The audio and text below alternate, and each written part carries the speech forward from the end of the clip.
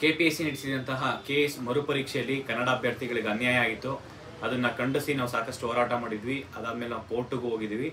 ಕೋರ್ಟಲ್ಲಿ ಸ್ವಲ್ಪ ಜನಕ್ಕೆ ಮೇನ್ಸಿಗೆ ಅವಕಾಶ ಮಾಡಿಕೊಟ್ಟಿದ್ರು. ಅದಾದಮೇಲೆ ಸುಮಾರು ಮೇನ್ಸ್ KS ಮೇನ್ಸ್ ಆದಮೇಲೂ ಕೂಡ ನಾವು ಕಂಟಿನ್ಯೂಸ್ ಆಗಿ ಕೋರ್ಟಲ್ಲಿ ಫೈಟ್ ಮಾಡ್ತಾ ಇದ್ದೀವಿ.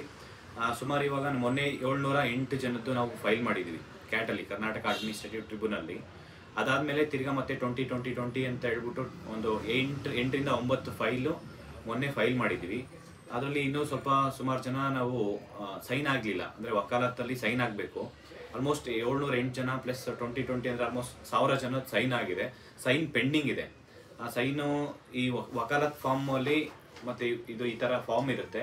ಅದಾದಮೇಲೆ ಬ್ಯಾಕ್ ಸೈಡಲ್ಲಿ ನೀವು ಎಷ್ಟೋ ಸ್ಟೂಡೆಂಟ್ಸು ಬೆಂಗಳೂರು ಸುತ್ತಮುತ್ತ ಇರೋರು ಇಲ್ಲಿ ಆಮೇಲೆ ಬಂದು ಸೈನ್ ಆಗ್ತೀನಿ ಅಂತ ಹೇಳಿದ್ದು ಪೆಂಡಿಂಗ್ ಇದೆ. ದಯವಿಟ್ಟು ಈಗಲಿಂದನೇ ನೀವು ಇಲ್ಲಿ ಸುತ್ತಮುತ್ತ ಇರೋರು ಆಫೀಸ್ ಓಪನ್ ಇದೆ ರಾಜಾಜಿನಗರದಲ್ಲಿ, ಅಕ್ಸಾ ಆಫೀಸ್ಗೆ ಬಂದು ನೀವು ವಕಾಲತ್ ನಾಮಾಗೆ ಸೈನ್ ಹಾಕ್ಬಿಟ್ಟು ಹೋಗಿ ಅಂತ ಕೇಳ್ಕೊತೀನಿ. ಯಾಕೆ ಅಂತಂದರೆ ಇದು ತುಂಬ ನೀಡ್ ಇದೆ ಸೈನ್ ಹಾಕೋದು.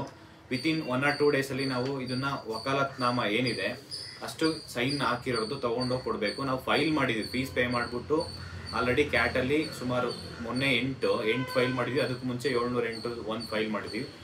ಸುಮಾರು ಒಂದು 10-15 ಫೈಲು ಕ್ಯಾಟಲ್ಲಿ ನಾವು ಆಲ್ರೆಡಿ ಫೈಲ್ ಮಾಡಿದ್ವಿ. ಆದರೆ ವಕಾಲತ್ ನಾಮ ಅಷ್ಟೇ ಪೆಂಡಿಂಗ್ ಇರೋದು, ಬೇರೆ ಎಲ್ಲನೂ ಅವರಿಗೆ ಸಬ್ಮಿಟ್ ಮಾಡಿದ್ವಿ. ದಯವಿಟ್ಟು ಎಲ್ಲ ಸ್ಟೂಡೆಂಟ್ಸು ಅಕ್ಸಾ ಆಫೀಸ್ ಓಪನ್ ಇರುತ್ತೆ, ಆದಷ್ಟು ಬೇಗ ಬಂದು ನೀವು ಸೈನ್ ಹಾಕ್ಬಿಟ್ಟು ಹೋದರೆ ತುಂಬ ಅನುಕೂಲ ಆಗುತ್ತೆ ಅಂತ ಹೇಳ್ತೀನಿ. ಥ್ಯಾಂಕ್ ಯು, ನಮಸ್ಕಾರ.